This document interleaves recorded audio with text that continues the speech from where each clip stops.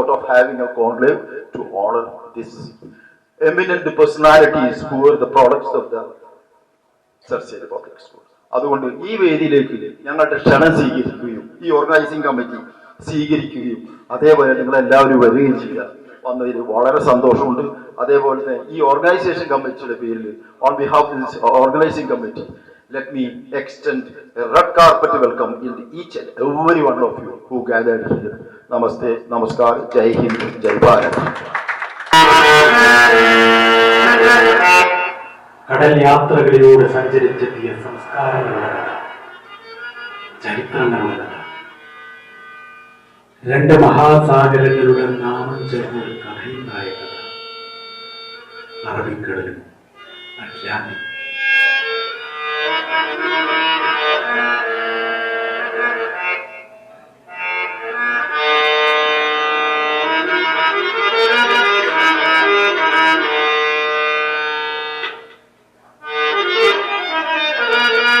ഏതൊരു നൗകയും മണയാൻ കുതിച്ച തുറമുഖം, സംസ്കാരങ്ങളെ കൈക്കൂപ്പി സ്വീകരിച്ച നഗരം, സംഗീതവും ചരിത്രവും ജീവിതവും എല്ലാം ഇഴുകിച്ചേർന്ന മഹാനഗരം, മലയാള സാഹിത്യത്തിന്റെ സൗകുമാര്യതയെ സുഗന്ധം ചാർത്തിയ പടം.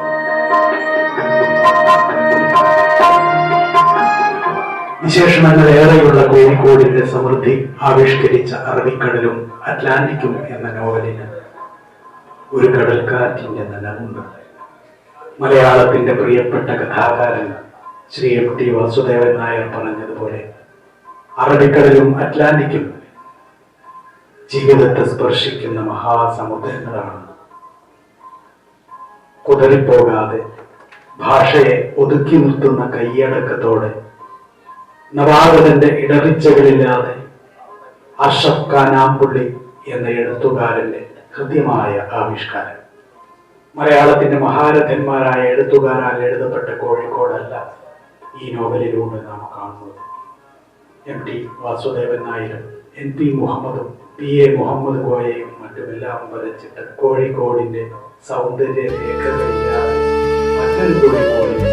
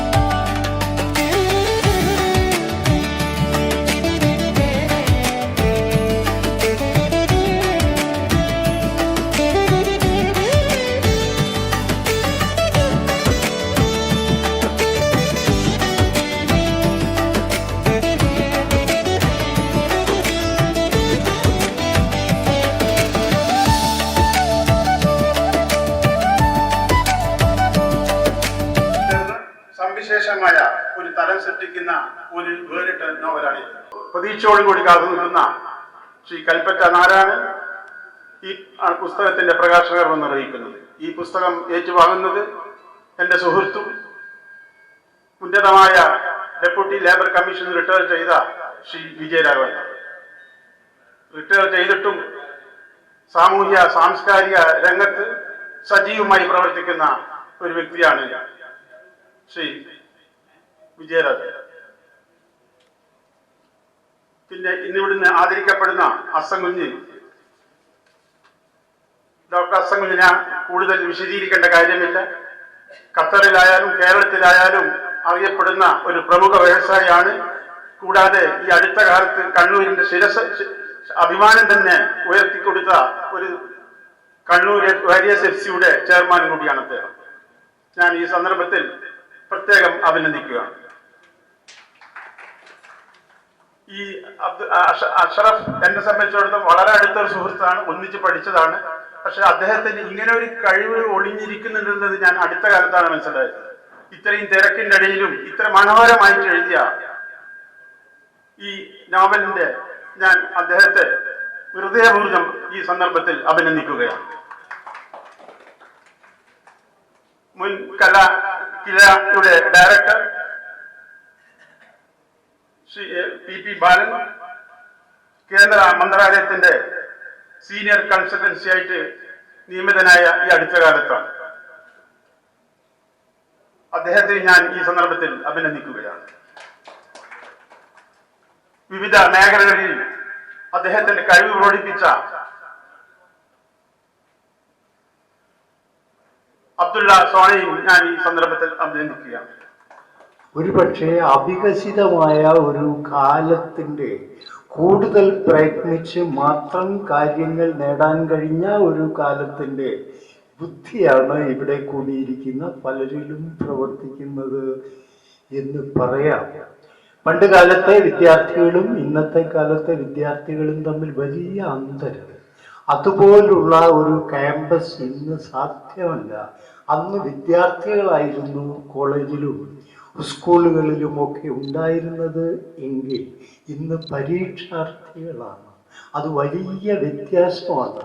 എപ്പോഴും ഈ ഒരു ഉത്കണ്ഠ, അടുത്ത പ്ലേസ്മെന്റിനെ കുറിച്ചുള്ള ആലോചന ഇത് മാത്രം ഭരിക്കുന്ന ഒരു ക്യാമ്പസിൽ അസാധ്യമാണ്, ഭാവി അനിശ്ചിതമാണ് എന്നറിഞ്ഞുകൊണ്ട് ജീവിച്ചിരുന്ന ഒരു കാലത്തിന്റെ പ്രത്യാശ നിർഭരമായ കാലം എന്നർത്ഥം. അതുകൊണ്ട് ഏതർത്ഥത്തിൽ നോക്കിയാലും ഒരുപക്ഷെ നാം നിത്യം കടലെടുത്തിടും ജന്മത്തിൻ്റെ തുരുത്തിൽ നാം ഓരോരുത്തരും. അങ്ങനെ കടലാണ് ഒരുപക്ഷെ വലിയ ഉപമ എന്ന് വിശ്വസിക്കുന്ന ഒരു പുസ്തകമാണ് അറബിക്കടലും അറ്റ്ലാന്റിക്കും. ഒരു യുവാവ് ലിസ്ബണിൽ അയാളുടെ സാമർഥ്യവും പ്രതിഭയും ഒക്കെ ഉപയോഗിച്ച് കടലിൻ്റേതുപോലെ ഭീകരമായിട്ടുള്ള സമ്മർദ്ദങ്ങളെ അതിജീവിച്ച് എത്തിയ ഒരാൾ തൻ്റെ ഭൂതകാലത്തെ സ്മരിക്കുകയാണ് ഈ നോവലിൽ ചെയ്യുന്നത്. സത്യത്തിൽ എനിക്ക് വലിയ സങ്കടമുള്ളത്, ഞാൻ ഒരുപാട് വായിക്കുക മാത്രം ചെയ്യുന്ന, അതാണ് എൻ്റെ ഐഡൻറ്റിറ്റി. ഒരു പുസ്തകം മാത്രമല്ലേ ഒരു സമയത്ത് വായിക്കാനാവൂ എന്നതാണ് എൻ്റെ ഫിസിയോളജിക്കലി ആയിട്ടുള്ള വലിയ ദുഃഖമാണ് ഇത്. അതിൻ്റെ വീട്ടിലും ലൈബ്രറിയിലും എവിടെ ചെന്നാലും നിറയെ പുസ്തകങ്ങൾ കാണുമ്പോൾ ഉള്ള ഒരു പരമാനന്ദം. അതുകൊണ്ട് ഒരു പുസ്തകമല്ലേ, അപ്പോൾ മറ്റു പുസ്തകങ്ങളൊക്കെ വ്യർത്ഥമായിരിക്കുകയാണ് ഈ പുസ്തകം ഞാൻ വായിക്കുമ്പോൾ. അതുകൊണ്ട് പല കാര്യങ്ങൾ മൊഴിയുന്ന, പല വിഷയങ്ങളിലൂടെ കടന്നു പോകുന്ന, പല തലങ്ങളുള്ള പുസ്തകം വായിക്കാനാണ് എനിക്കിഷ്ടം. അപ്പോൾ എൻ്റെ സമയം വ്യർത്ഥമല്ല. അതുകൊണ്ട് ഈ പുസ്തകത്തിൻ്റെ ഒരു സൗന്ദര്യം, ഇത് കോഴിക്കോടിനെ കുറിച്ചുള്ളതാണ്, ഇത് പ്രണയത്തെക്കുറിച്ചുള്ളതാണ്, ഇത് ചരിത്രത്തെക്കുറിച്ചുള്ളതാണ്, ഇത് പോർച്ചുഗീസുകാരും ഇന്ത്യക്കാരും അവരുടെ ഒരു ജീവിതത്തെക്കുറിച്ചുള്ളതാണ്, ഇത് സംഗീതത്തെക്കുറിച്ചുള്ളതാണ്. ഇങ്ങനെ ബഹുമുഖമായ ഒരു കൃതി ആയതുകൊണ്ട് ഇത് വായിക്കുമ്പോൾ നഷ്ടമില്ല. ആ കോഴിക്കോടൻ മാളിക വീട്ടിൽ നിന്നും ഒഴുകി വന്ന കോഴിക്കോട് അബ്ദുൽ ഖാദറിന്റെ സംഗീതം പോലെ ഒന്ന് പാടാനോർത്തൊരു മധുരിത ഗാനം പാടിയതില്ലല്ലോ. ഓരോ ആളും അവസാനത്തിൽ ഏറ്റവും അന്വർത്ഥമായി തൻ്റെ ജീവിതത്തെ കുറിച്ച് ഓർക്കുമ്പോൾ, എവിടെ നിന്നെങ്കിലും ഈ ഗാനം വരുമ്പോൾ നമ്മൾ വല്ലാതെയായിത്തീരും. ആ രംഗമൊക്കെ അതിമനോഹരമായിട്ട് ഈ പുസ്തകത്തിൽ ഒരിടത്ത് പറയുന്നുണ്ട്. അങ്ങനെ വേദനയുടേതായ ഒരു കഥ, അന്തരംഗത്തിലുള്ള ഒരു വ്യവസായിയുടെ ജീവിതം, അയാൾക്ക് നിറയെ സൗഹൃദം, അയാൾക്ക് നിറയെ ബന്ധങ്ങൾ. ഒരുപക്ഷെ ഇത് ഒരു കണക്കിൽ ഈ ഹാരിസിൻ്റെതാണോ അഷ്റഫിൻ്റെതാണോ എന്ന് നമുക്ക് തീർത്ത് പറയാൻ സാധ്യമല്ല. ഒരാൾക്കും അവനവന്റെ രൂപത്തിൽ മുഴുവനായി പ്രത്യക്ഷപ്പെടാൻ സാധിക്കാത്തത് കൊണ്ടാണ് ഒരാൾ കഥാപാത്രങ്ങളിലൂടെ പ്രത്യക്ഷപ്പെടുന്നത്. ഒരാൾ ആത്മകഥ എഴുതിയാൽ സാധിക്കാനാണ് നോവൽ എഴുതുന്നത്. ആത്മകഥ തന്നെ വലിയ രസമാണ്. ഓട്ടോബയോഗ്രാഫി എന്ന് ഇംഗ്ലീഷിൽ പറയും. നമ്മൾ ഒരുപക്ഷെ മലയാളികൾ അതിൽ ഏത് ഇംഗ്ലീഷുകാരെക്കാളും ബുദ്ധി കാണിക്കുന്നു. ആത്മകഥ എന്ന് പറയും. എന്താ കാര്യം? ഒരു സംഭവവും അതേപടി ഓർത്തു വെക്കാൻ മനുഷ്യന് സാധ്യമല്ല. ഒരു ഫോട്ടോഗ്രാഫിക്ക് മർമ്മറിയും ഇല്ല. എന്താ ഉണ്ടാവുക? നാം ഭാവന കലർത്തി നടന്ന സംഭവങ്ങളെ പുനരാവിഷ്കരിക്കുകയാണ് ചെയ്യുക. എല്ലാവരും സ്റ്റോറി ടെല്ലേഴ്സാണ്. നിങ്ങൾ ഓരോ ആളുകളും ഒരു സംഭവം മറ്റൊരാളോട് പറയുമ്പോൾ എന്തെങ്കിലും ഒന്ന് കൂട്ടിച്ചേർത്തല്ലാതെ, എന്തെങ്കിലും ഒന്ന് കിഴിച്ചു കളഞ്ഞല്ലാതെ നിങ്ങൾക്ക് പറയാനാകില്ല എന്നതുകൊണ്ട് EMS ആത്മകഥ എഴുതിയാലും ശരി, മാധവിക്കുട്ടി ആത്മകഥ എഴുതിയാലും ശരി, അതൊക്കെ ആത്മകഥയാണ്, ആത്മചരിത്രം. ഇങ്ങനെ അനുഭവങ്ങളുടെ ഈ ഇഴകൾ കൂടി ചേർത്ത് എഴുതപ്പെടുന്ന ഈ ആത്മകഥ, അതുകൊണ്ട് വാസ്തവത്തിൽ അഷ്റഫ് വളരെ രഹസ്യമായി സൂക്ഷിച്ച ഒരുപാട് ജീവിതാനുഭവങ്ങൾ, ഒരുപാട് വേദനകൾ ഈ പുസ്തകത്തിലൂടെ, ഈ ഹാരീസിലൂടെ ആവിഷ്കരിക്കുകയാണ് ശരി. അതാണ് ഇതിൻ്റെ ഒരുപക്ഷെ MT വാസുദേവൻ നായരൊക്കെ മുഴുവൻ കാലത്തും അത് തന്നെ ചെയ്തിരിക്കുന്നത്. കഥാപാത്രങ്ങളിലൂടെ തൻ്റെ ആത്മകഥ പറയുക. അതുകൊണ്ട് MTയോട് ചോദിക്കുന്നുണ്ട്, നിങ്ങൾക്ക് ആത്മകഥ എഴുതിക്കൂടെ? എനിക്ക് ആത്മകഥ എഴുതേണ്ട കാര്യമില്ല, ഞാൻ എഴുതിയത് അത്രയും ആത്മകഥയാണ്. എല്ലാ ചെറുകഥകളും എല്ലാ നോവലും എൻ്റെ ആത്മകഥയായിരുന്നു. സേതുവിനോട് മാത്രമേ സ്നേഹമുണ്ടായിരുന്നുള്ളൂ എന്ന് പറയുമ്പോൾ MTയുടെ വേദനയാണത്, ഓരോരുത്തരുടെയും വേദനയാണത്. മറ്റെല്ലാവരേക്കാളും തന്നെ സ്നേഹിക്കാൻ നിർബന്ധിതനായ, കൃതജ്ഞനായ ഒരു വ്യക്തിയുടെ കഥ അതായിത്തീരുന്നു. അപ്പൊ ഈ നോവൽ സാറയും ഹാരിസും തമ്മിലുള്ള പ്രണയമാണ് ഇതിലെ പ്രതിപാദ്യമെങ്കിലും അത് മാത്രമല്ല, ആ പ്രണയത്തെ തീവ്രവും സങ്കടപൂർണവും ആക്കാൻ അതല്ലാത്ത ഒരുപാട് പശ്ചാത്തലങ്ങൾ ഇരിക്കുന്നു. ചാവക്കാട്ട് നിന്നും വന്ന ഒരു യുവാവ് കോഴിക്കോട്ടെ ഒരു പാണ്ഡ്യാലയിലാണ് ഫറൂഖ് കോളേജിൽ പഠിക്കുമ്പോൾ, അല്ലെങ്കിൽ എൻ്റെ ആർട്സ് കോളേജിൽ പഠിക്കുമ്പോൾ താമസിച്ചിരുന്നത്. അങ്ങനെ താമസിച്ചിരുന്ന ആ പാണ്ഡ്യാലയിൽ നിന്നുണ്ടായ ചില ബന്ധങ്ങളാണ് അയാളുടെ ജീവിതത്തിൽ പിന്നീട് നിർണായകമായി തീരുന്നത്. അയാൾ പഠിച്ച ഫറൂഖ് കോളേജിൽ വെച്ച് അയാൾക്കുണ്ടായ ഒരു പ്രണയമാണ് പിന്നീട് ഹാരിസിന്റെ ജീവിതത്തെ ആകെ പ്രകാശമാനവും ആകെ മ്ലാനപൂർണവും ഒക്കെയാക്കി തീർക്കുന്നത്. ഈ അസാധാരണമായ ആത്മാർത്ഥതയുള്ള പ്രണയം, എൻ്റെ റബ്ബേ, ഒരു നിമിഷം ഒരു പറഞ്ഞു പോകുന്ന ഒരു സാറയും ഒരു ഹാരിസും തമ്മിലുള്ള പ്രണയം.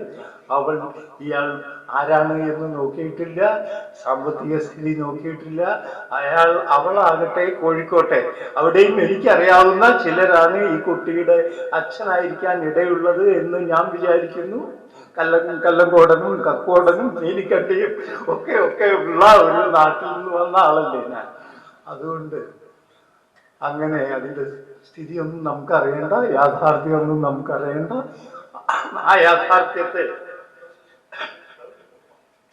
യാഥാർത്ഥ്യത്തെക്കാൾ മധുരമായിട്ട് ആവിഷ്കരിക്കുന്നു.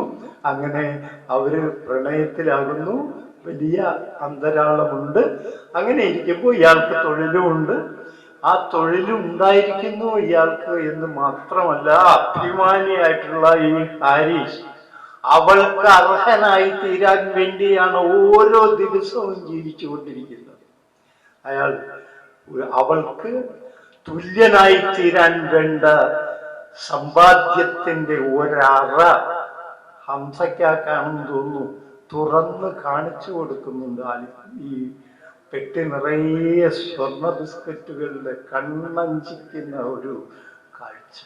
പക്ഷേ വിധി അയാൾക്ക് അനുകൂലമായിരുന്നില്ല. ആ വേദനയായി അവൾ അയാളുടെ ജീവിതത്തിൽ നിന്ന് അകന്നു പോകുന്നു. ഇപ്പോഴും അന്നത്തെക്കാളേറെ സ്നേഹത്തോടെ ഈ ഹാരിസും ഈ സാറയും കണ്ടുമുട്ടാൻ സാധിക്കാത്ത രണ്ടിടങ്ങളിൽ ജീവിച്ചുകൊണ്ടിരിക്കുന്നു. അങ്ങനെ ജീവിച്ചുകൊണ്ടിരിക്കുന്ന ഈ സാറയുടെയും ഹാരിസിൻ്റെയും ജീവിതം, അതിൻ്റെ പശ്ചാത്തലം, അതിന് മുമ്പുള്ള ഒരുപാട് സംഘർഷനിർഭരമായ അനുഭവങ്ങൾ, ആദ്യം അതിനൊക്കെ പശ്ചാത്തലമായിട്ടുള്ള കോഴിക്കോട്ടുകാരനായിരിക്കണം ലോകത്തിൽ അല്ലെങ്കിൽ ഇന്ത്യയിൽ ആദ്യമായിട്ട് ഷെയ്ക്ക് ഹാൻഡ് ചെയ്തിരിക്കുക എന്നാണ് ഞാൻ വിചാരിക്കുന്നത്. പോർച്ചുഗീസുകാരാണ്, വിദേശിയാണ് ഈ ഒരു അഭിവാദ്യ രീതി പരിചയപ്പെടുത്തുന്നത്. അപ്പോൾ അവിടെ എങ്ങും വന്നിട്ടുള്ള തീർച്ചയായിട്ടും കോഴിക്കോട്ടുകാരനായിരിക്കാം ആദ്യമായിട്ട് ഹസ്തദാനം ചെയ്യുന്നത്. നമ്മളൊക്കെ അതിനു മുമ്പ് നമസ്കരിക്കലോ ഒക്കെ.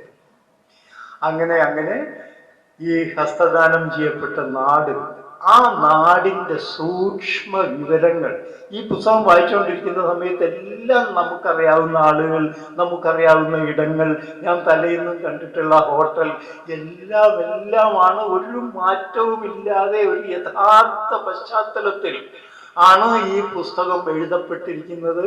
ആ ഇടങ്ങളൊക്കെ കോഴിക്കോട്ടുകാർക്ക് അതീവ സുപരിചിതം. നമ്മുടെ പൊറ്റക്കാടിനൊക്കെ സാധിക്കുന്നത് പോലെ ഇത് കടലുമായി ബന്ധപ്പെട്ടതാണ്, പൊറ്റക്കാട് ഗ്രാമവുമായിട്ട് ബന്ധപ്പെട്ടതാണ്. അങ്ങനെ വ്യത്യാസമുണ്ടെങ്കിൽ പോലും വളരെ കൗതുകത്തോടെ അതെല്ലാം നിലനിർത്തി പോന്ന കോഴിക്കോടിൻ്റെ ജീവിതമുള്ള, അങ്ങനെയാണ് ഈ മഹ്ഫിലിലേക്കൊക്കെ എത്തിച്ചേരുന്നത്. പാട്ട് കേൾക്കുന്ന കുറേ ആളുകൾ ഒക്കെ വേദനിക്കാൻ വന്നിരിക്കുന്നവരല്ല, വൈകുന്നേരങ്ങളിൽ അങ്ങനെ വേദന കൊണ്ട് വിങ്ങിപ്പൊട്ടുന്ന ഈ സ്ഥലം, അവിടേക്ക് കയറി ചെല്ലുന്നുണ്ട് ഹാരിസ് തൻ്റെ പ്രണയവുമായി. സംഗീതമുള്ള എല്ലാ ദിക്കുകളിലേക്കും നമ്മെ എത്തിക്കുന്ന ഒന്ന് പ്രണയം ആണ്. പ്രണയിക്ക് ഗ്രഹിക്കാവുന്നത് പോലെ ലോകം മറ്റൊരാൾക്കും വഴങ്ങുകയില്ല. പ്രണയിക്ക് മനസ്സിലാകുന്നത് പോലെ ലോകം മറ്റൊരാൾക്കും മനസ്സിലാവില്ല. ഒരു പ്രണയിക്ക് സംഗീതം ആസ്വദിക്കാൻ കഴിയുന്നത് പോലെ മറ്റൊരാൾക്കും സംഗീതം ആസ്വദിക്കാൻ സാധ്യമല്ല. മനുഷ്യന്റെ ഈ ഒരു അത്ഭുതത്തെ ഈ നോവൽ പറയുന്നുണ്ട്. പിന്നെ അതിക്രൂരമായ ഇടപെടലുകൾ, പോർച്ചുഗീസുകാരുടെ ഇടപെടലുകൾ, എന്തൊരു ക്രൂരന്മാരായിരുന്നു അവർ. അതിന്റെ ഫലം അവരനുഭവിക്കുകയും ചെയ്തു. അവസാനം ഒരു വിലയുമില്ലാത്ത അവിടുത്തെ നാണയത്തിന് ആ സ്ഥിതിയിൽ എത്തിച്ചേർന്നു. അതിലൊരു രാജകുമാരിയുടെയൊക്കെ കഥയും ഉണ്ട് അനുബന്ധമായിട്ട്.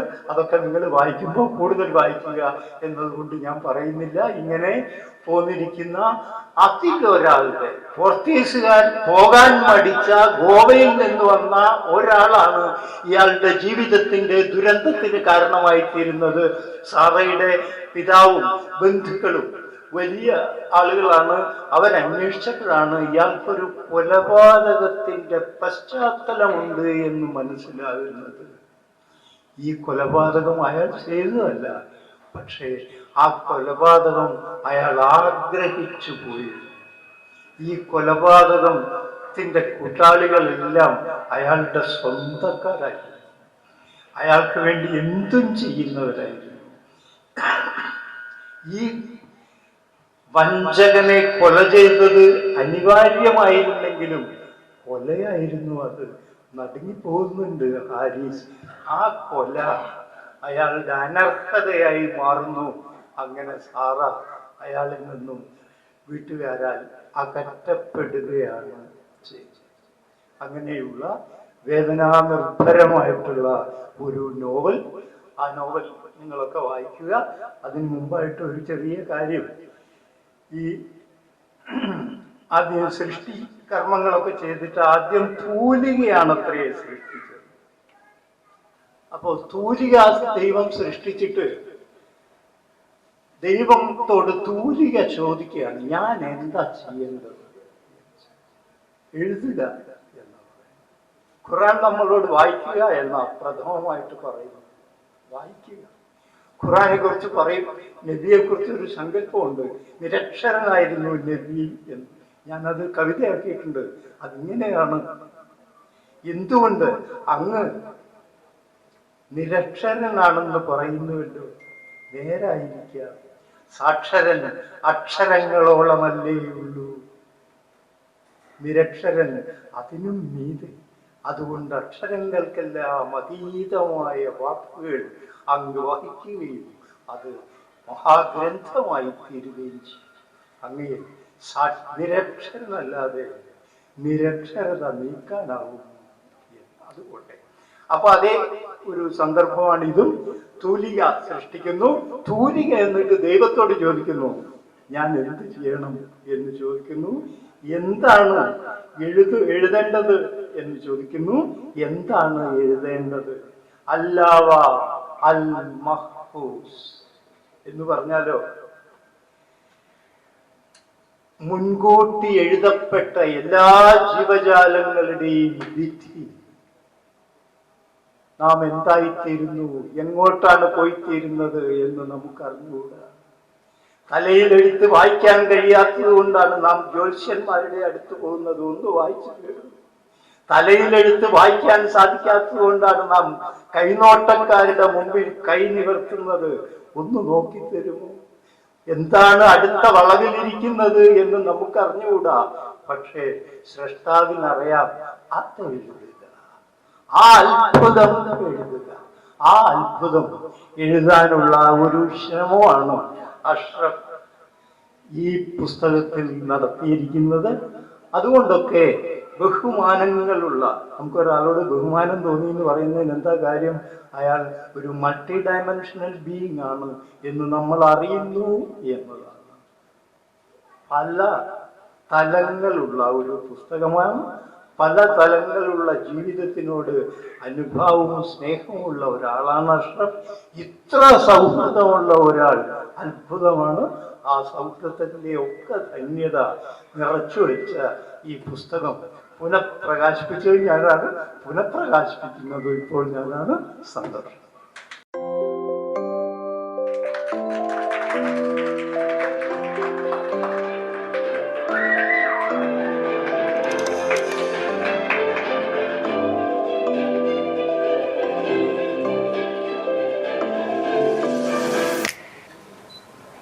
ഈ ഗ്രന്ഥകാരൻ അഷ്റഫിന്റെ കുടുംബത്തിലെ ഒരു കുഴപ്പമുണ്ടാക്കിയിട്ടാണ് പോയിട്ടുള്ളത്.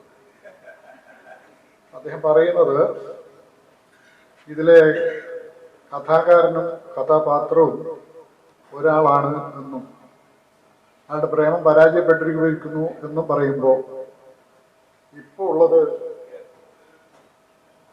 ഇതിനകത്ത് കഥാപാത്രം സാറയല്ല എന്ന് ബോധ്യപ്പെടുത്തുന്ന ഒരു അപകടം പ്രിയപ്പെട്ട കൽപ്പറ്റ നാരായണൻ മാസ്റ്റർ ചെയ്തിട്ടുണ്ട്. ഫിക്ഷനാണ് അത്. ഞാൻ അതും അത് ഫിക്ഷനായിട്ടുണ്ടാവും. ഏതായിരുന്നാലും ഈ ഒരു സമാഗമം നമ്മുടെ ഒരു അലൂമിനി അസോസിയേഷൻ ഇങ്ങനെ ചേരുമ്പോൾ ഞാനിവിടെ ഇരുന്ന് ഇങ്ങനെ ആലോചിക്കാൻ, ആദ്യത്തെ ബാച്ച് ഡിഗ്രി ബാച്ച് പുറത്തിറങ്ങുന്നത് 72-ലാണ്. ഞാൻ തലശ്ശേരി ബ്രഹ്മ കോളേജിൽ നിന്ന് 1971 പുറത്തിറങ്ങിയ ഒരാളാണ്. അപ്പൊ 71-72 നമ്മൾ ഒരേ കാലഘട്ടം. അന്നൊക്കെ ക്ലാസ്സുകളിൽ കുറച്ച് പെൺകുട്ടികളും ഒരു മഹാപുരുഷ ആൺകുട്ടികളാണ്. ഇന്ന് നേരെ തിരിച്ചാണ്. പക്ഷെ കോളേജ് അതുപോലെ ഇരിക്കുകയാണ്. കൽപ്പറ്റ നാരായണ മാഷ് തന്നെ പറഞ്ഞതുപോലെ ടീച്ചർ ഇപ്പോഴും 2ാം ക്ലാസ്സിലാണ്. അദ്ദേഹം പറയുന്നത് ടീച്ചർ ഇപ്പോഴും 2ാം ക്ലാസ്സിലാണ്, എപ്പോഴും 2ാം ക്ലാസ്സിലാണ്. കുട്ടികൾ ഇങ്ങനെ മാറിക്കൊണ്ടേയിരിക്കുന്നു, തലമുറ മാറിക്കൊണ്ടിരിക്കുന്നു. എല്ലാ സ്ഥാപനങ്ങളും അങ്ങനെയാണ്. അങ്ങനെ വലിയ മാറ്റം നമ്മുടെ ചുറ്റുപാടും നടന്നുകൊണ്ടിരിക്കുകയാണ്. പക്ഷേ നമുക്ക് ആ കോളേജ് എപ്പോഴും എവിടെയായാലും, എന്നെ സംബന്ധിച്ചോളം ഞാൻ ബ്രഹ്മ കോളേജിനെ കുറിച്ച് പറയുമ്പോൾ എനിക്ക് 1000 നാക്കാം. എങ്ങനെ പറഞ്ഞ് അവസാനിപ്പിക്കണം എന്നറിയില്ല. ആ കോളേജിനെ കുറിച്ച് ശ്രീ ടി പത്മനാഭൻ മാത്രമാണ് പറഞ്ഞത്, ഞാൻ രക്ഷപ്പെട്ടത് അവിടെ പഠിക്കാത്തത് കൊണ്ടാണ് എന്ന് പറഞ്ഞു. ഞങ്ങളൊക്കെ പലപ്പോഴും പറയാറുള്ളത്, ഞങ്ങൾ എന്തെങ്കിലും ആയെങ്കിൽ അവിടെ പഠിച്ചത് കൊണ്ടാണ് എന്നും പറയാറുണ്ട്. ഞങ്ങൾ പറയും എപ്പോഴും ഞങ്ങളുടെ ഒരു വെറുതെ സ്വകാര്യ അഹങ്കാരമാണ്, വിജയം മാഷ് പഠിപ്പിച്ചതുകൊണ്ടാണ്, അല്ലെങ്കിൽ ആറ്റൂർ വിവർമ്മ മാഷ് പഠിപ്പിച്ചതുകൊണ്ടാണ്, അല്ലെങ്കിൽ അങ്ങനെയൊക്കെ അതുകൊണ്ടൊക്കെയാണ് ഞങ്ങളൊക്കെ ഇങ്ങനെ ആയത് എന്നൊക്കെ പലപ്പോഴും ഞങ്ങൾ വീരസ്യം പറയാറുണ്ട്. അതാണ് നമ്മളൊരു കോളേജ് ഒരു 50 വർഷം കഴിഞ്ഞിട്ട്, അന്ന് പഠിക്കുന്ന കാലത്ത് അത്രയൊന്നും ഇഷ്ടമുണ്ടായിരുന്നില്ല കേട്ടോ. സത്യം പറഞ്ഞു കഴിഞ്ഞാൽ പഠിക്കുന്ന കാലത്ത് ഇതൊരു എങ്ങനെയൊന്ന് കഴിഞ്ഞ് കിട്ടിയാൽ മതി എന്നൊക്കെ ആഗ്രഹിച്ചിരുന്നു. പക്ഷെ ഇപ്പൊ തിരിഞ്ഞാലോചിച്ച് ഒന്ന് അവിടെ ചെല്ലുമ്പോൾ ഭയങ്കര സന്തോഷം. അപ്പോൾ അതുപോലെ നിങ്ങളൊക്കെ ഇവിടെ വന്നിരിക്കുമ്പോൾ അന്ന് പഠിക്കുന്ന കാലത്ത് നിങ്ങൾ ഇത്ര ഇതിനെ ഇഷ്ടപ്പെട്ടിരുന്നോ, നിങ്ങൾ പരസ്പരം ഇഷ്ടപ്പെട്ടിരുന്നോ എന്നൊന്നും എനിക്കറിയില്ല. ഇന്നിപ്പോ ഞാൻ വന്നപ്പോൾ കാണുന്നത് അല്ല, ആൺകുട്ടികളും പെൺകുട്ടികളും കൈ കൊടുത്തിട്ടൊക്കെ എല്ലാവരും ഷെയ്ക്കൻഡ് ചെയ്യുന്നതാണ്. പണ്ടാണെങ്കിൽ നിങ്ങളൊക്കെ അന്ന് പഠിക്കുന്ന കാലത്ത് ആരെങ്കിലും ആ പരസ്പരം ആൺകുട്ടികളും പെൺകുട്ടികളെ തൊട്ടോ എന്നൊന്നും എനിക്കറിയില്ല. കാരണം അന്ന് അതൊക്കെ തൊടുക, കാണുക, സംസാരിക്കുക എന്നൊക്കെ പറഞ്ഞാൽ വളരെ നിശ്ചിതമായിരുന്നു. അപ്പൊ അത് നമ്മൾ എന്ത് മാറ്റാണ് നമ്മൾ വന്നിട്ടുള്ളത്. നമ്മുടെ ഒരു ജീവിതത്തിലെ എല്ലാ രീതികളും നമുക്ക് മാറി. നമുക്ക് പറഞ്ഞു വരുന്നത് ഒരു വലിയൊരു സന്തോഷത്തിന്റെ കൂടിച്ചേരലാണ്. ഇതിനിപ്പോ ഞാൻ കൂടുതൽ സംസാരിക്കേണ്ട ഒരു സമയമല്ല. കാരണം ഞങ്ങൾ ആരെങ്കിലും സംസാരിച്ചു പോയാൽ എനിക്ക് തോന്നുന്നത് നിങ്ങൾക്ക് ഇനിയും ഒരുപാട് കാര്യങ്ങൾ പങ്കുവെക്കാനുണ്ട്, ഒരുപാട് സംസാരിക്കാനുണ്ട്. ആ വൈകുന്നേരത്തിനിടയിൽ ഇത് പിരിഞ്ഞു പോകുന്നതിന് മുമ്പ് പറഞ്ഞു തീരാനുള്ളതെല്ലാം പറഞ്ഞു തീർക്കാനുള്ള ഈ വേദിയിൽ ഞങ്ങളിങ്ങനെ 2-3 ആളുകൾ ഇങ്ങനെ വന്നിട്ട് ഒരുപാട് കാര്യങ്ങൾ പറഞ്ഞുകൊണ്ടൊന്നും കാര്യമില്ല. അതല്ല വേണ്ടത്. നിങ്ങൾക്ക് പറയാനുള്ളത്, ഓർമ്മിക്കാനുള്ളത്, പങ്കുവെക്കാനുള്ളത്, വർഷങ്ങൾക്ക് ശേഷം നേരത്തെ ശ്രീ സലീം പറഞ്ഞതുപോലെ, ഇവിടെ സൂചിപ്പിച്ചതുപോലെ 52 വർഷം കഴിഞ്ഞിട്ട് കാണുന്ന സുഹൃത്തുക്കളെ അതൊക്കെ വീണ്ടും കാണുമ്പോൾ നിങ്ങൾക്ക് ഓർമ്മിക്കാനും അയവിറക്കാനും പറയാനും വഴക്ക് വെക്കാനും എല്ലാം ഒരുപാട് കാര്യങ്ങളുണ്ട്. അപ്പൊ അതുകൊണ്ട് ഞാൻ നിരൂപിച്ചൊന്നും സംസാരിക്കുന്നില്ല. ഈ ഗ്രന്ഥം ഏതായിരുന്നാലും ഈ ഒരു സ്വീകരിക്കാൻ അവസരം തന്നതിന് ഇതിന്റെ ഭാരവാഹികളോട് ഒരുപാട് നന്ദിയും കടപ്പാടും ഒക്കെ ഉണ്ട്. ഈ ഗ്രന്ഥകർത്താവിൽ നിന്ന് ഇനിയും ഒരുപാട് ഗ്രന്ഥങ്ങൾ ഉണ്ടാകട്ടെ എന്നും അത് വായിക്കാൻ നമുക്കൊക്കെ അവസരമുണ്ടാകട്ടെ എന്നും ആശംസിക്കുന്നു, ആഗ്രഹിക്കുന്നു, പ്രാർത്ഥിക്കുന്നു. എല്ലാവർക്കും നന്ദി, നമസ്കാരം.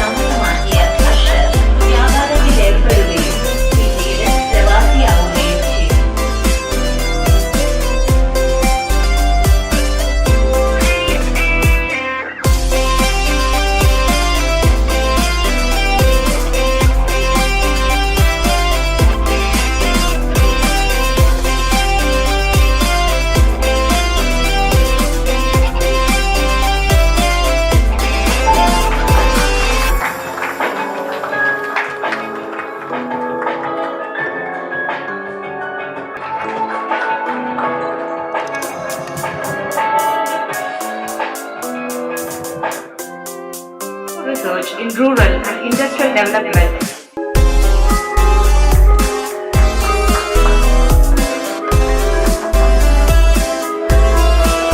Srimati Dala Lakshmi Madam.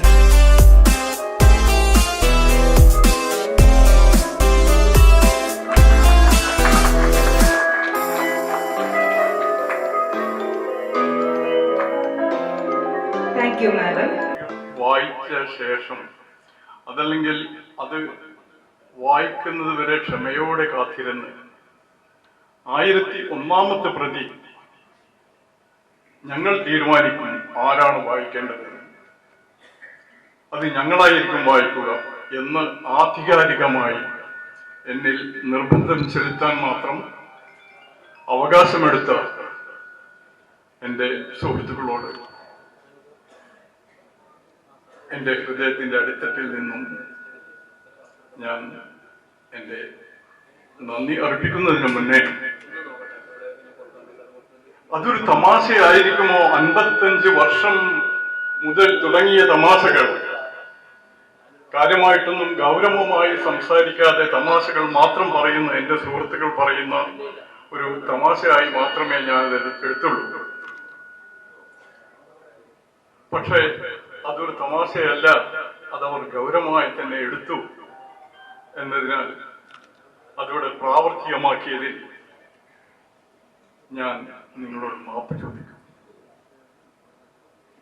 അതൊരു ഭാഗ്യമാണ്. ഇനി എന്റെ രണ്ടാമത്തെ ഭാഗ്യം, ഈ ഒരു ചടങ്ങ് നിർവഹിക്കാൻ ആ പ്രകാശനം നടത്തേണ്ടത് ആരാണെന്ന് ഒരു ചോദ്യമുയർന്നു. പല സാഹിത്യ പ്രതിഭകളുടെയും പേരുകൾ വന്നെങ്കിലും ആ വിധി പ്രാവർത്തികമാക്കിയത് ശ്രീ കൽപ്പറ്റ നാരായൺ സാറാണ്. ഞാനും കൽപ്പറ്റ നാരായൺ സാറും തമ്മിൽ ബന്ധമുണ്ട്. ഞങ്ങൾ ഒരേ കോളേജിൽ പഠിച്ച വിദ്യാർത്ഥികളായിരുന്നു. ഒരു വർഷം ആയിരിക്കണം ഞങ്ങൾ തമ്മിലുള്ള വ്യത്യാസം. എന്നേക്കാൾ പ്രായത്തിൽ കുറവായിരിക്കണം. അങ്ങനെയുള്ള ആ വിദ്യാർത്ഥി എന്റെ പിറക്കാതെ പോയ അധ്യാപകനാണ്. ആ അധ്യാപകന്റെ ക്ലാസ്സിലിരുന്ന് 1 മണിക്കൂറെങ്കിലും എനിക്കൊരു ശിഷ്യനായിരുന്നുവെങ്കിൽ എന്ന് ഞാൻ പലവട്ടം ആഗ്രഹിച്ചു പോയതാണ്. ആ ആഗ്രഹം നിറവേറിയിരുന്നെങ്കിൽ ഒരുപക്ഷെ എന്റെ അപക്വമായ കാരിരുമ്പ് പോലെയുള്ള മാർദ്ധവമായ എഴുത്തിനെ മൂശയിലിട്ട് ഉരുക്കി അടിച്ച് പരത്തി ഒരുപക്ഷെ വെള്ളിയോ സ്വർണമോ അതിലുപരിയോ ആക്കി മാറ്റാമായിരുന്നു എന്ന് ആണ് എനിക്ക് തോന്നുന്നത്. അതൊന്നും നടന്നില്ലെങ്കിലും ആ തൃക്കൈ കൊണ്ട്, ആ അധ്യാപകന്റെ കൈകൊണ്ട് ആ കർമ്മം ഇവിടെ നിർവഹിക്കപ്പെട്ടുവല്ലോ എന്നോർത്ത് ഞാൻ സന്തോഷിക്കുകയാണ്. ആ സന്തോഷം പൂർത്തീകരിച്ചത് നിങ്ങളല്ലേ? ഇവിടെ അതിന് സാക്ഷ്യം വഹിച്ച എല്ലാവർക്കും, ഇവിടെ എത്തിയ അതിഥികൾക്കും സതീർത്ഥ്യതകൾക്കും എല്ലാവർക്കും എന്റെ അഗൈതവമായ നന്ദി. 70ാമത്തെ വയസ്സിലാണ് ഞാൻ ജനിച്ച ശേഷം 70ാമത്തെ വയസ്സിലാണ് എന്റെ ഈ പുസ്തകം ജനിക്കുന്നത്. പലരും ചോദിച്ചു വേർ യു ഹാവ് ബീൻ. എനിക്ക് തന്നെ അറിയില്ലായിരുന്നു ഞാൻ എവിടെയായിരുന്നു എന്ന്. ഒരുപക്ഷെ ഒരു ലക്ഷ്യത്തിന് വേണ്ടിയുള്ള പ്രയാണമായിരിക്കാം. ജീവിതത്തിൽ നേടാൻ കഴിയാത്തത് നേടണമെന്ന ഒരു വാശി.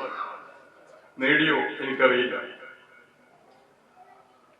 ഈ 70ാമത്തെ വയസ്സിൽ ജനിച്ച ഈ കുഞ്ഞ് എന്റെ മറ്റൊരു ഭാഗ്യമായിട്ടാണ് ഞാൻ കാണുന്നത്. അതിന് ഒരുപാട് കാര്യങ്ങളുണ്ട്. പ്രഗത്ഭരായ എഴുത്തുകാരും MT വാസുദേവൻ നായർ പോലെയുള്ള കുലപതിയായ ആ മഹാന്റെ അനുഗ്രഹവും ആ പുസ്തകത്തിന് കിട്ടിയെന്നത് ഒരു മഹാഭാഗ്യമാണ്. എങ്ങനെയാണ് ഞാനൊരു എഴുത്തുകാരനായി എന്ന് ചോദിച്ചാൽ എനിക്കറിയില്ല. കുടുംബത്തിൽ ആരെങ്കിലും ഉണ്ടോ എന്ന് ചോദിച്ചാൽ അങ്ങനെ പാരമ്പര്യമായി ആരുമില്ല. എന്റെ ജ്യേഷ്ഠൻ ചെറുപ്പത്തിൽ ഒരു പക്ഷേ ഇല്ലസ്ട്രേറ്റഡ് വീക്കിലിയുടെയും ബ്ലിക്സിലെയുടെയും RK കരഞ്ജിയെയും അല്ലെങ്കിൽ RK നാരായണനെയും KA അബ്ബാസിനെയും ഒക്കെ ചെറുപ്പത്തിൽ പരിചയപ്പെടുത്തി തന്നിരുന്നു. അതായിരിക്കാൻ സാധ്യതയില്ല. പക്ഷെ ഒരു പക്ഷെ എന്റെ ഉമ്മയായിരിക്കണം. ഉമ്മ നിരക്ഷരയായിരുന്നു, ഇല്ലിറ്ററേറ്റ്, പഠിച്ചിട്ടില്ല. പക്ഷെ ഉമ്മയിൽ എന്തോ ഉണ്ടായിരുന്നു. ബ്രിജു മഹാരാജ് തന്റെ ഗജഗാമിനിയെ അവതരിപ്പിക്കുന്നത് തന്റെ അംഗഭാഷ കൊണ്ടായിരുന്നുവെങ്കിൽ എന്റെ ഉമ്മ ആ ഗജഗമനത്തെ സുന്ദരമാക്കുന്നത് തന്റെ വാക്ചാതുരിയുടെയാണ്. ചിലപ്പോഴൊക്കെ എന്തെങ്കിലും കളവ് ചെയ്ത് എന്നെ പിടിക്കുകയാണെങ്കിൽ, അല്ലെങ്കിൽ ഞങ്ങളുടെ മക്കളെ പിടിക്കുകയാണെങ്കിൽ, എന്റെ ഉമ്മ ശാസിച്ച ശേഷം പറയുന്ന ഒരു വാക്കുണ്ടായിരുന്നു, മോനെ വേണ്ട, രുദ്രാക്ഷം കഴുത്തിലും മനസ്സിലും മറ്റൊന്നും വേണ്ട കേട്ടോ. ഇത്രയൊക്കെ പറയണമെന്നുണ്ടെങ്കിൽ എന്റെ ഉമ്മയിൽ സാഹിത്യം ഉണ്ടായിരുന്നിരിക്കണം എന്ന് ഇപ്പോൾ ഞാൻ ഓർക്കുകയാണ്. ഒരുപക്ഷെ അതൊക്കെ ആയിരിക്കണം എവിടെയൊക്കെയോ അവക്ഷിപ്തമായി കിടന്നത്. അതായിരിക്കാം അത് കുറെ കാലം അത് ഇൻക്യുബേറ്ററിൽ കിടന്ന് അതിങ്ങനെ പരിപോഷിച്ച് ഒരുപക്ഷെ എഴുത്തിന് എന്നെ പ്രാപ്തനാക്കിയത്.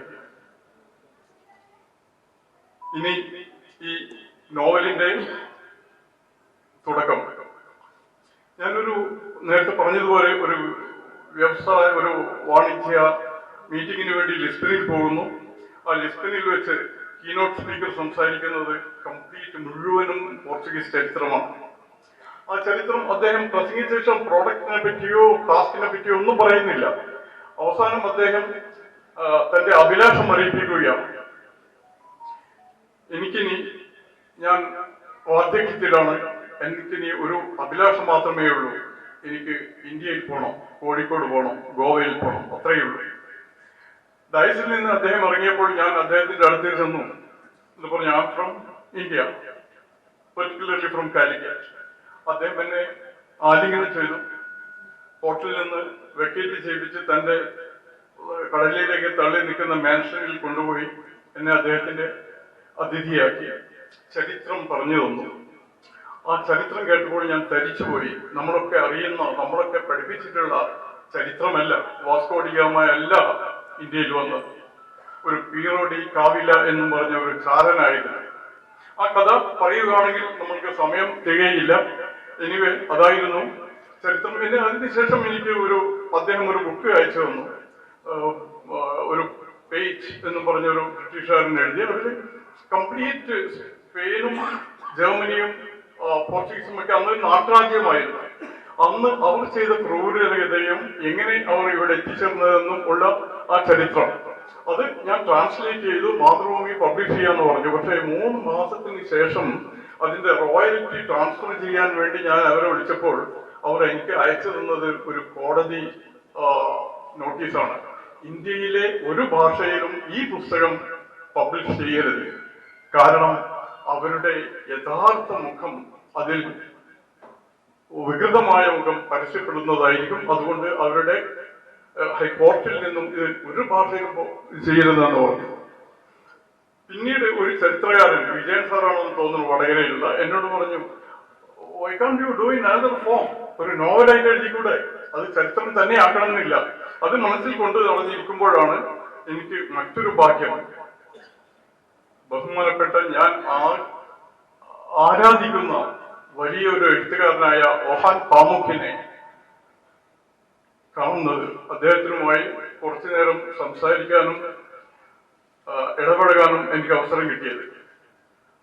അവിടെയായിരുന്നു ഈ നോവലിന്റെ തുടക്കം. ഇസ്താംബുൾ എന്ന പുസ്തകത്തിൽ നിന്നും പ്രചോദനം കൊണ്ടിട്ടാണ് ഈ നോവൽ ഞാൻ എഴുതുന്നത്. ഇനി ഈ നോവലിന്റെ ഉള്ളറകളിലേക്ക് ഞാൻ പോയി സമയം കളയുന്നില്ല. പറയാനുള്ളതെല്ലാം ഇവിടെ പറഞ്ഞു കഴിഞ്ഞു. ഇനി പുസ്തകം അവിടെയുണ്ട്. നിങ്ങൾക്ക് വളരെ വിശദമായി അതിന്റെ ഉള്ളിലേക്ക് ഇറങ്ങിക്കളയാം.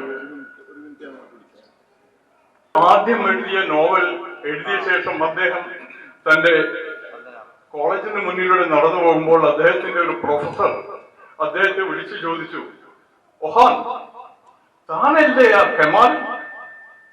ഓഹാൻ പറഞ്ഞു, ഞാനായിരിക്കാം, ഞാനല്ലായിരിക്കാം.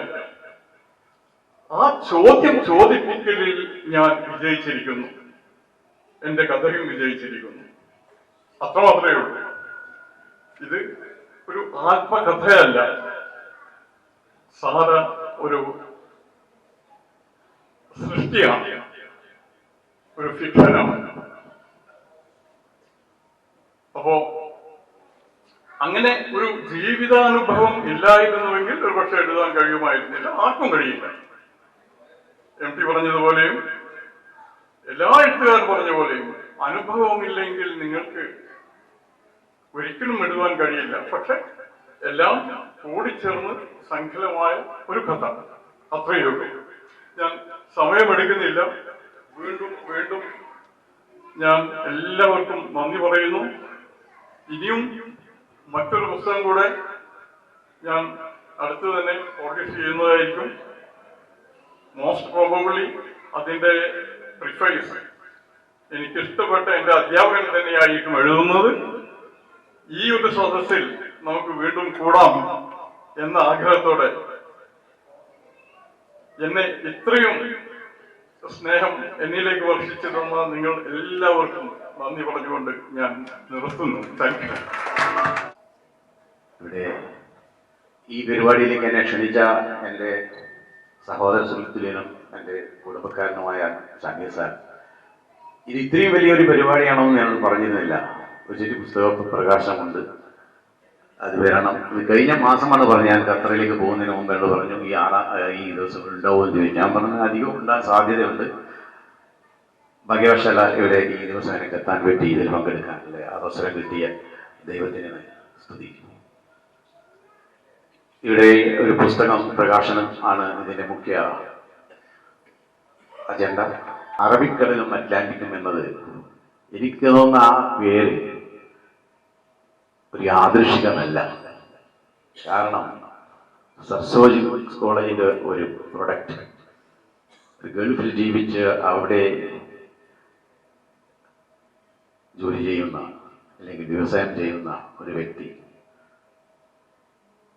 എഴുതിയ പുസ്തകത്തിൽ സർസോജി കോളേജിൽ നിന്ന് ഏകദേശം 50,000-ൽ കൂടുതൽ കുട്ടികൾ പഠിച്ചിറങ്ങി ലോകത്തിന്റെ വിവിധ ഭാഗങ്ങളിൽ വലിയ വലിയ സ്ഥാനങ്ങളിൽ ജോലി ചെയ്യുന്നുണ്ട്. അവരെ കടന്നത് അറബിക്കടലിലേക്കും അറബിക്കടലിനപ്പുറമുള്ള അറ്റ്ലാന്റിക്കിനപ്പുറം അമേരിക്കയിലേക്കും അങ്ങനെ ഒരുപാട് ആൾക്കാർ ആ എല്ലാ രാജ്യങ്ങളിലും ഉണ്ട്. അപ്പൊ ഈ പുസ്തകത്തിന്റെ പേരിന് ഒരു വലിയ അർത്ഥമുണ്ട് എന്ന് എനിക്ക് തോന്നുന്നു. കാരണം എൻ്റെ ജീവിതത്തൊട്ടതും അദ്ദേഹത്തിന്റെ ജീവിതത്തൊട്ടതും നിങ്ങളിൽ പല ആൾക്കാരുടെയും ജീവിതം ഈ കടലുമായിട്ട് ബന്ധമുണ്ട്. കടലൊരു വലിയ സംഭവമാണ്. ലോകത്തിന്റെ 67% വെള്ളമാണ്, കടലാണ്.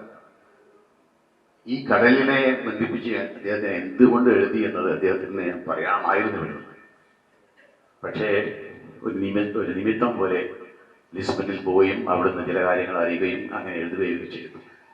സത്യത്തിൽ നമുക്ക് എല്ലാവർക്കും പറയാൻ കഥയുണ്ട്. എനിക്കും ഉണ്ടൊരു കഥ പറയാം. പക്ഷെ അത് തൂലികയിലൂടെ താളുകളിലേക്ക് മാറ്റുക എന്നത് അതൊരു വേറെ ഒരു കഴിവാണ്. അത് നമുക്ക് ഇല്ലാതെ പോയത്. അങ്ങനെ ഒരു കഴിവുള്ള ഒരു വ്യക്തിയാണ് അദ്ദേഹം. ഈ പുസ്തകം എഴുതാൻ കാണിച്ച ഇതുവരെയും ഇന്ന് പ്രകാശനം രണ്ടാം പതിപ്പിന്റെ പ്രകാശനമാണ് നടന്നത്. അദ്ദേഹത്തിന് ഞാൻ പ്രത്യേകം അഭിനന്ദിക്കുന്നു. അദ്ദേഹം എനിക്ക് പള്ളി അറിയുന്ന ഒരാളാണ്. എൻ്റെ ഒരു കുടുംബത്തിൻ്റെ എൻ്റെ ബന്ധുമായി നല്ല ബന്ധമുള്ള ഒരു വ്യക്തിത്വമാണ്. ഈ ഒരു അവസരത്തിൽ ഇങ്ങനെ ഒരു സദസ്സിൽ എൻ്റെ കൂടെ പഠിച്ചവരുടെ, എൻ്റെ കോളേജിൽ പഠിച്ചവരുടെ ഒരു സദസ്സിൽ വെച്ച് എനിക്ക് ഒരു ആദരവും ആവശ്യമില്ല ശരിക്ക്, പക്ഷെ അങ്ങനെ ഒരു ആദരവും തരാൻ കാണിച്ച ആ സ്നേഹം ഷമീദിനും അദ്ദേഹത്തിൻ്റെ ഈ പരിപാടിയിൽ പിറകിൽ ചാലകശക്തി ആരാണ് എനിക്കറിയാം. എല്ലാവരോടും ഞാൻ പ്രത്യേകം നന്ദി പറയുന്നു. എനിക്ക് ഈ പുസ്തകവുമായി നല്ല ബന്ധമുണ്ട്. കാരണം വായനയും അക്ഷരങ്ങളും എന്നെ എപ്പോഴും ആകർഷിച്ചിട്ടുണ്ട്. ഞാൻ ഗൾഫിൽ പോയിട്ട് 50 കൊല്ലമായി. 50 കൊല്ലത്തിന് മുമ്പ്, ഞാൻ പോകുന്നതിന് മുമ്പ് പഴയങ്ങാടിയിൽ ഒരു ലൈബ്രറി ഉണ്ടായിരുന്നു. ഒരു പഴയങ്ങാടി ലൈബ്രറി എന്നാണ്. അതിൻ്റെ സ്ഥാപകൻ ഞാനാണ്. അതിൻ്റെ ഫസ്റ്റ് ലൈബ്രറിയൻ ഞാനാണ്. അവിടെ ഉണ്ടായിരുന്ന ഒരുവിധ പുസ്തകങ്ങളൊക്കെ നമ്മൾ വീടുകൾ കയറി വീടകാന്തരം പോയിട്ട് ഓരോരാളുടെ വീടുകളിൽ നിന്ന് കളക്ട് ചെയ്ത പുസ്തകങ്ങളുടെ ഒരു ശേഖരമായിരുന്നത്. അതിൽ ഏകദേശം പുസ്തകമൊക്കെ ഞാൻ വായിച്ചിട്ടുണ്ട്. അപ്പൊ എനിക്ക് ഒന്ന് ഇവിടെ കൽപ്പനയാണ് പറഞ്ഞത്, ഒരു മനുഷ്യനെ ഒരുവട്ടെ ഒരു സമയത്ത് ഒരു പുസ്തകമേ വായിക്കാൻ പറ്റുകയുള്ളൂ. അത് ഒരു വലിയൊരു ഫിലോസഫിയാണ് അദ്ദേഹം പറഞ്ഞത്. ഒരു പുസ്തകമായി വായിക്കാൻ പറ്റും, പക്ഷെ മറ്റു പുസ്തകങ്ങളിൽ നമ്മൾ നോക്കി പറയും ഞാൻ ഇതിവിടെ എന്നെയും വായിക്കണം എന്ന് പറയുന്ന ഒരിതാണ് ലൈബ്രറിയിൽ പോകുമ്പോൾ നമ്മൾ കാണുന്നത്. അപ്പൊ പുസ്തകം വായിക്കുക അത് എൻ്റെ എപ്പോഴും എനിക്കൊരു വലിയ സന്തോഷം ഉണ്ടാക്കുന്നതാണ്. അങ്ങനെ പുസ്തകവുമായിട്ട് ബന്ധപ്പെടാൻ ഇങ്ങനെ ഒരു അവസരത്തിൽ ഈ പുസ്തകത്തിന്റെ പ്രകാശന വേളത്തിൽ എനിക്കൊരു ആരാധന കിട്ടുക എന്നുള്ളതാണ്. അതിൽ എനിക്ക് ഇരട്ടി മധുരമായിട്ട് ഞാൻ കാണും. എല്ലാവർക്കും നന്ദി, നമസ്കാരം. സാഹിത്യത്തിലെ ഇന്ന് നിലനിൽക്കുന്ന ഏറ്റവും ശക്തനായ ഗ്രന്ഥത്തെപ്പറ്റി, പ്രത്യേകിച്ച് ഇന്നത്തെ കാലത്ത് രണ്ട് വ്യക്തികൾ അതിനെപ്പറ്റി, രണ്ട് പ്രമുഖ വ്യക്തികൾ ചർച്ച ചെയ്യപ്പോൾ എന്ന് പറയുമ്പോൾ അത് തന്നെ ഒരു ഗ്രന്ഥകാരന്റെ ഏറ്റവും വലിയ അംഗീകാരം. ഏത് അവാർഡിനേക്കാളും വലിയ അംഗീകാരം അതാണ്. കാരണം നാരായൺ സാറ് ഫിക്ഷൻ എന്നുള്ളതൊക്കെ അത് അവതരിപ്പിച്ചപ്പോ അത് പറഞ്ഞത് ശരി കുത്തിത്തിരിപ്പ്, അതിന് കുത്തിത്തിരിപ്പാക്കി. എന്താണെങ്കിൽ ഇതിപ്പോ ഒരു പണ്ടൊരു പ്രേമം ഉണ്ടായിരുന്നല്ലോ എന്നുള്ളവർക്ക്. പക്ഷെ അത് സാറിന്റെ മറുപടി പറഞ്ഞ ഫിക്ഷനാണ്. നമ്മളുടെ എഴുത്തുകളും നമ്മുടെ എല്ലാ കാര്യങ്ങളും ഫിക്ഷനാണ്. എനിക്ക് പറയാറുണ്ട്, എൻ്റെ ഭാഷയിൽ തന്നെ പറയാറുണ്ട്, അത് ഫിക്ഷനില്ലേ? പലരെ പറ്റിയിട്ട് അദ്ദേഹം കുഞ്ഞത്തുള്ള പറയും നുണയാണ്, കഥാണ് പറയാം നുണയാണ്. കുഞ്ഞത്തുള്ള എൻ്റെ അടുത്ത സുഹൃത്തായി. 40-45-50 വർഷങ്ങൾക്ക് മുമ്പ് 73 ഞാൻ തളിപ്പറമ്പ് സരസ്വതി കോളേജിൽ നിന്ന് BA കഴിഞ്ഞ് പോകുമ്പോൾ ആ കാലഘട്ടത്തിൽ ഉണ്ടായിരുന്ന മുഖങ്ങൾ ആർക്കുമില്ല. കാരണം ഉണ്ടാവില്ല, ഉണ്ടാവാതിരിക്കലാണ് ജീവിതം എന്ന് പറയുന്നത്. പക്ഷെ ഇവിടെ വെച്ച് പരിചയപ്പെടുമ്പോൾ ചില ആളുകൾ ചില സംഭവങ്ങൾ പറഞ്ഞു എന്നോട്. ഞങ്ങൾ ചില ആളുകൾ പരിചയപ്പെടാൻ വന്നപ്പോൾ ചില സംഭവങ്ങൾ പറഞ്ഞു. അത് ഒന്നാമത് ഈ വളപ്പട്ടത്ത് നല്ലൊരു മാസിക ഇറങ്ങിയിരുന്നു, അതിൽ ഞാൻ സ്ഥിരമായിട്ട് എഴുതിയിരുന്നു. അപ്പോൾ അതിൻ്റെ ഇത് വാങ്ങിച്ചു കൊണ്ടുവരുന്ന ഞാനാണ് അന്ന് കഥ വാങ്ങിച്ചു കൊണ്ടുവരുന്നതെന്ന് പറയുമ്പോൾ എനിക്ക് അതിനും വലിയൊരു സന്തോഷം വേറെ. പിന്നെ സരസ്വതി കോളേജിൽ ഞാൻ BA പഠിക്കുമ്പോഴും ഞാൻ അവിടെ നാടകം അഭിനയിച്ചിരുന്നു. എനിക്ക് 73 ബെസ്റ്റ് ആക്ടർ അവിടെ കിട്ടി. അതോടൊപ്പം തന്നെ അവിടെ ആകാശവാണി, ഞാൻ ആ സമയത്ത് ആകാശവാണി കോഴിക്കോട് നാടകമൊക്കെ എഴുതിയിരുന്നു ഒരു ഡിഗ്രി മുതൽ. അപ്പോൾ അവിടെ ഞങ്ങളുടെ ഒരു നാടകം അവിടെ സംഘടിപ്പിച്ചു സരസ്വതി കോളേജ് ആകാശവാണിക്ക് വേണ്ടി. അതിൽ എൻ്റെ നാടകങ്ങളാണ് സംവിധാനം ഞാൻ തന്നെ. അവരവിടെ ഒന്ന് റെക്കോർഡ് ചെയ്തു, കാശ് നാടകമാണ്. പക്ഷെ ആ നാടകം അതിൽ ഉണ്ടായത് പ്യൂർവാമ ഉണ്ടായിരുന്നു, സത്യഭാമ ഉണ്ടായിരുന്നു, അതുപോലെ നമ്മുടെ മഹമ്മൂദ് ഉണ്ടായിരുന്നു, ഒക്കെ ഉണ്ടായിരുന്നു. ആശ നാടകം വളരെയധികം നല്ല അഭിപ്രായം കിട്ടിയ നാടകമാണ് ആകാശവാണി. റേറ്റിംഗ് നന്നായിട്ടുണ്ട്. പക്ഷെ ഒരു ഗുരുവായൂർ പിടിച്ചതെന്ന് വെച്ചാൽ അതൊരു പുതുതായിട്ട് വരുന്ന ഡോക്ടറെ ചികിത്സയുടെ മുന്നിൽ ഒരു പഴയ പാരമ്പര്യമായ ഒരു മൂസ് ചികിത്സയ്ക്ക് വേണ്ടി പുതിയ ആധുനിക രീതി എടുക്കുന്നതും ആ തൊഴുത്തിൽ കുത്തുന്ന നാടകത്തിൻ്റെ പേര്. ആ മത്സരത്തിൽ അവസാനം ഒരാൾ മുള്ളുകൊണ്ട് ഓപ്പറേറ്റ് ചെയ്യുന്നതും അതുമൂലം അയാളുടെ ജീവൻ തന്നെ അപകടത്തിൽ വരുന്ന സംഭവമാണ്. പക്ഷെ ഇത് ശരിയാക്കി വരും. ഇത് ഞാൻ ആകാശവാണി എന്നാണ് എന്നെ വിളിച്ചു, കൊടുക്കലൂരാണെന്ന് നാടകത്തിൽ നിങ്ങളൊന്ന് വരണമെന്ന് പറഞ്ഞു. ഞാൻ ചെന്നപ്പോൾ പറഞ്ഞു ഒരു കടലാസ് വന്നിട്ട് നോട്ടീസ് കീഴിൽ എഴുതിയ പോലെയാണ്, വക്കീൽ നോട്ടീസ് അല്ല, ഒരു നോട്ടീസ് എഴുതി. ഈ മൂസ് എന്ന് പറഞ്ഞാൽ അതൊരു പാരമ്പര്യമായിട്ട് കിട്ടുന്നതെന്നും അവരുടെ ആ സ്ഥാപനത്തിന് ഇതോടുകൂടി വളരെ മോശാഭിപ്രായം ഉണ്ടാവുമെന്നും എന്താണ് എങ്ങനെയെന്നൊക്കെ പറഞ്ഞു. എനിക്കതിനെപ്പറ്റി ഞാൻ പ്രീതി കഴിഞ്ഞ് ഡിഗ്രി വന്നാൽ എനിക്ക് എൻ്റെ നാട്ടിൽ അങ്ങനത്തെ എഴുത്തുകാരൊന്നും കൂടുതലില്ല. ഇതേപ്പറ്റി എന്താണ് പറഞ്ഞു തരാനും അറിയില്ല, പാറ്റന്റോ മറ്റുള്ള കാര്യങ്ങളോ എനിക്കറിയില്ല.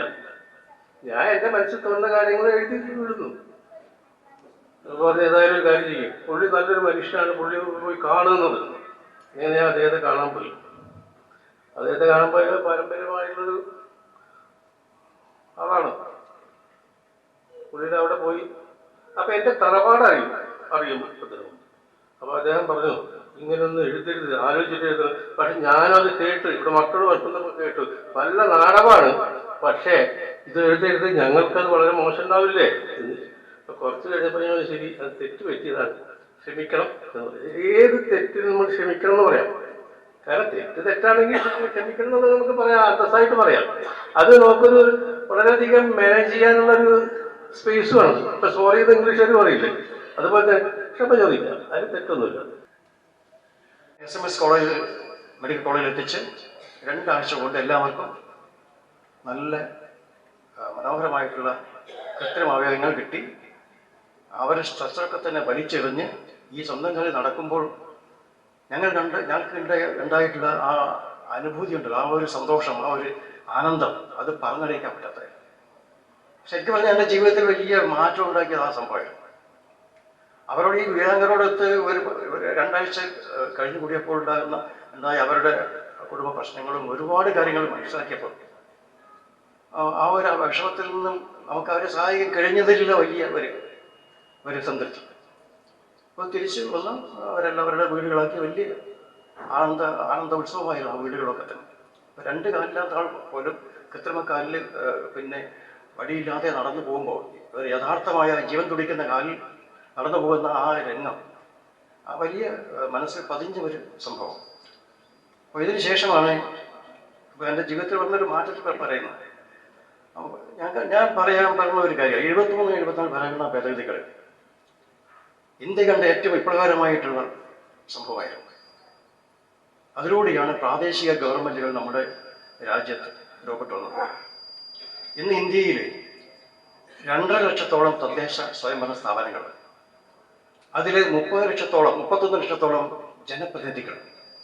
ആ ജനപ്രതിനിധികൾ പകുതിയോളം വനിതകൾ, 50% വനിതകൾ, ജനസംഖ്യാനുപതികമായിട്ട് SC/ST-ക്കാർ. അപ്പോൾ ഇന്ത്യയിലെ ജനപ്രതിനിധികളുടെ എണ്ണം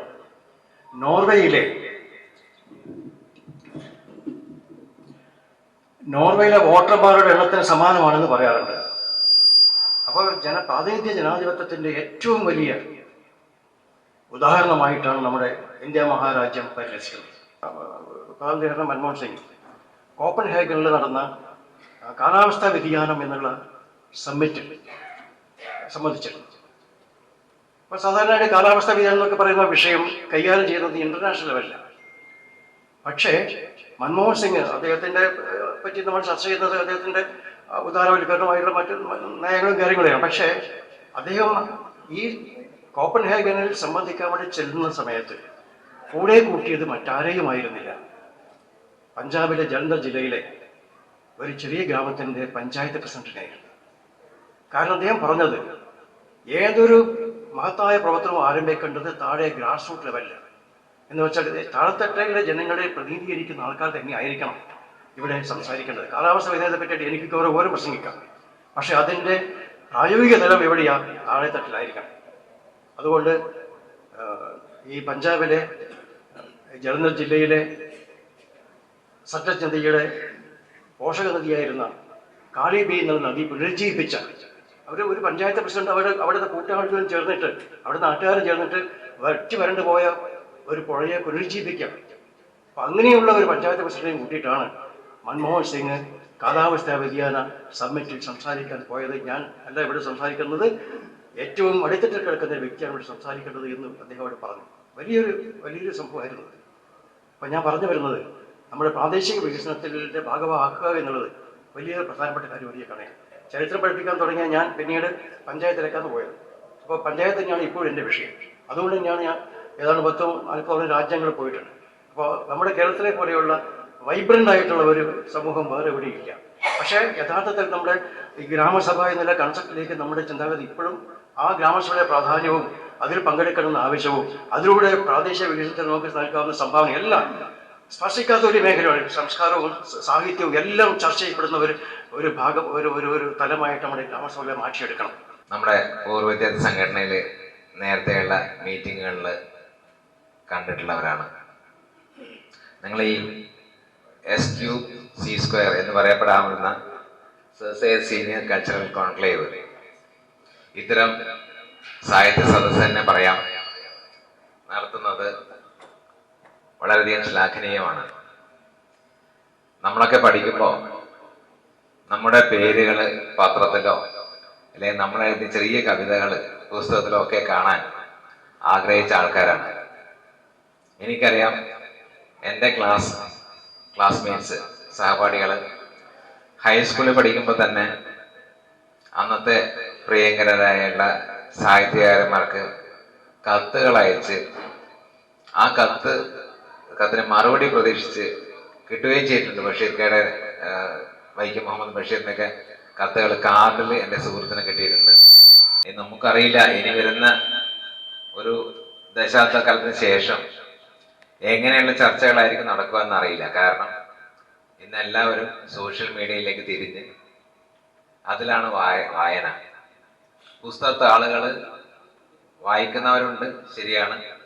പക്ഷെ ഇന്നത്തെ ജെൻസി എന്ത് വന്നാലും പുസ്തകം വായിക്കുന്നത് പോലും ടാബിലെ കൂടിയൊക്കെയാണ്. ശരിക്ക് നമ്മുടെ കണ്ണിനും മസ്തിഷ്കത്തിനും തന്നെയും ഗുണം ചെയ്യുന്ന ഒരു കാര്യമല്ല ഈ ഇലക്ട്രോണിക് മീഡിയയിലൂടെയുള്ള വായന. പക്ഷെ ഒന്ന് ബോധ്യമുണ്ട് എനിക്ക്, നമ്മുടെ വായനാശീലം ഒട്ടും കുറഞ്ഞിട്ടൊന്നുമില്ല. കാരണം കഴിഞ്ഞ വർഷം ജനുവരി 2ാമത്തെ ആഴ്ചയിൽ നിയമസഭ നടത്തിയ ഒരു പുസ്തക മേളയിൽ സന്ദർശിച്ചിട്ടുണ്ടായിരുന്നു ട്രിവാൻഡ്രത്ത്. സ്പീക്കറാണ് അതിന്റെ അധികാരി. അപ്പൊ അന്ന് പോയപ്പോ ഏറെ ആൾക്കാരാണ് അവിടുത്തെ സ്റ്റാളുകൾ കാണാനും മനസ്സിലാക്കാനും പുസ്തകങ്ങൾ വാങ്ങാനും എത്തിക്കൊണ്ടിട്ടുണ്ടായിരുന്നു നമ്മുടെ സംസ്ഥാനത്തിന്റെ തന്നെ വിവിധ ഭാഗങ്ങളിൽ. അതിന്റെ സെക്കൻഡ് എഡിഷൻ ഇപ്പോൾ ഈ സെക്കൻഡ് വീക്കില് തിരുവനന്തപുരത്ത് നടത്തുന്നുണ്ട്.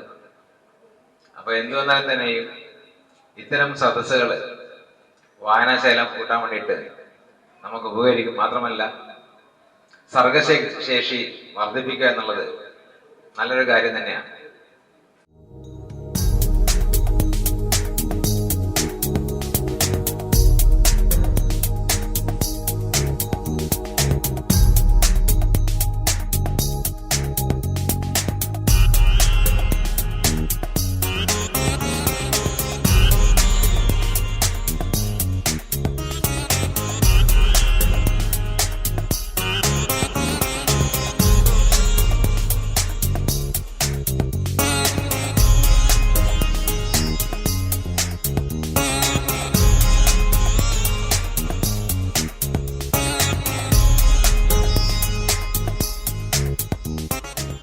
ഈ പരിപാടിക്ക് എല്ലാവിധ ആശംസകളും.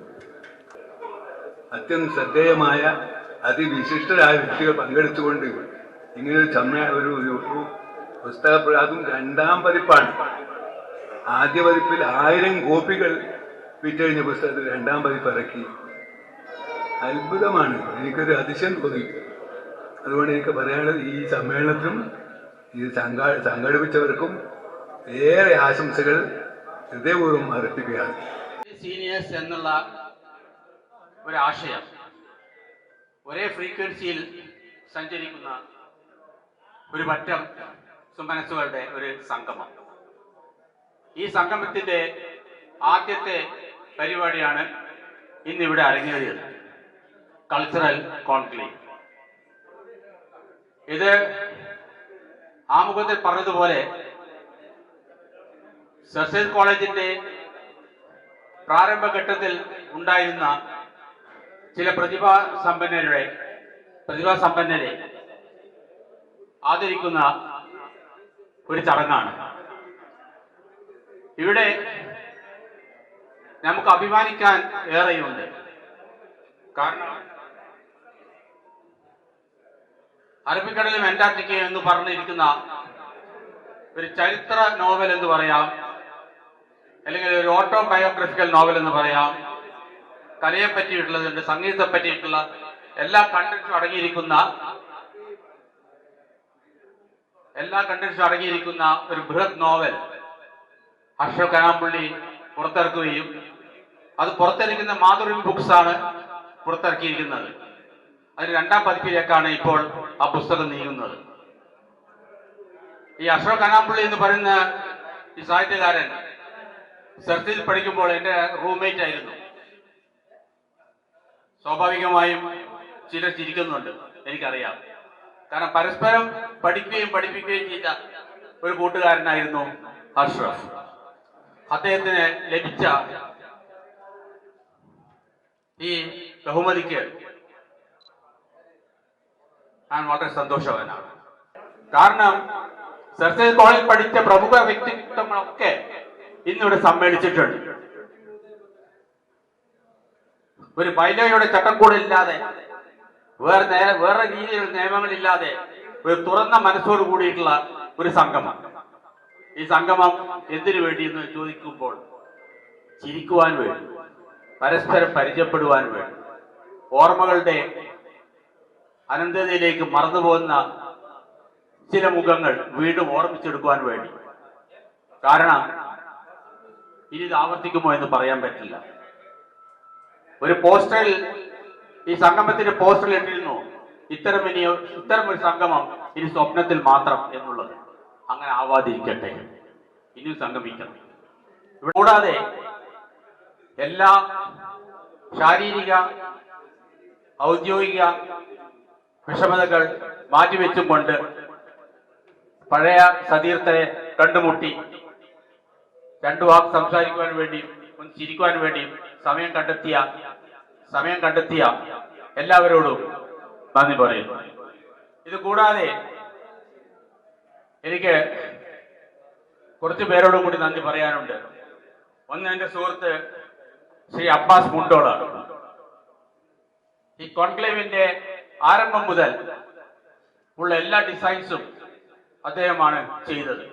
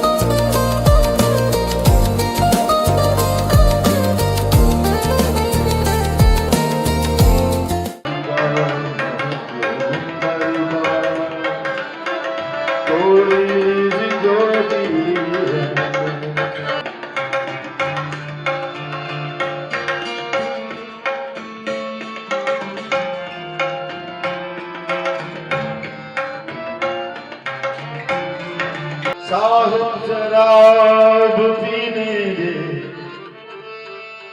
मस्जिद में बैठ कर, या हो जगह बता दे यहाँ पर खुदा नहीं। सूरज में लग जपा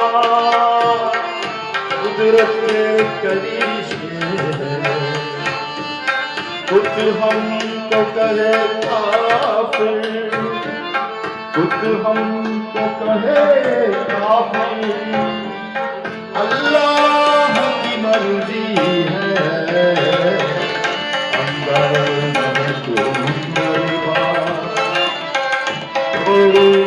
जो भी है दागा जो नहीं डाला, दागा जो नहीं डाला, थोड़ी सी जो भी है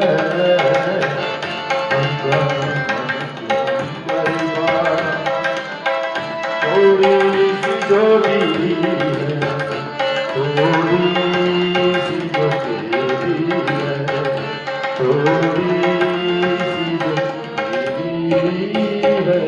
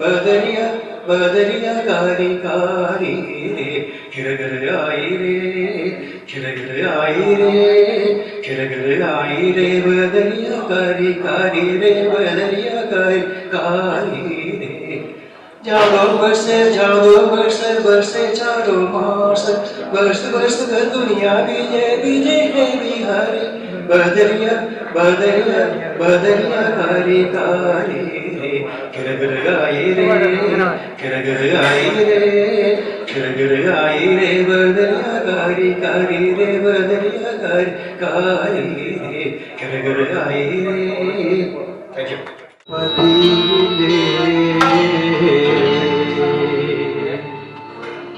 नायके कपदे तारे जगाई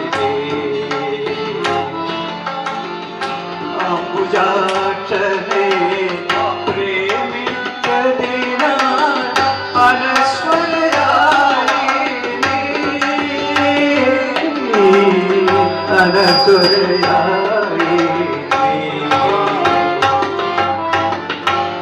कपदे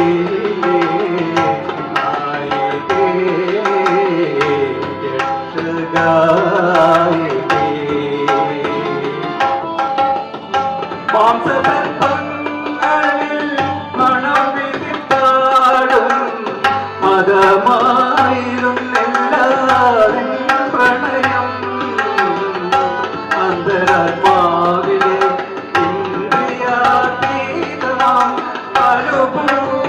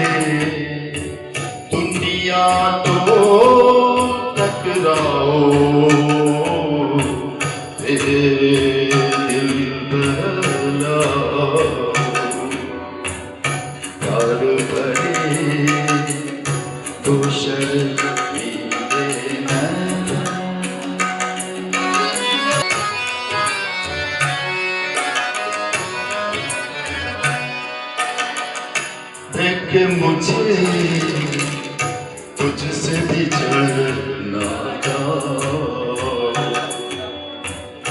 खोके तुझे मिलने ना पाओ ऐसे सुनो जब भी तेरे नाम लबों पर लाओ आंसू बन जाओ प्यार भरे दो शर्मीले नैन कोई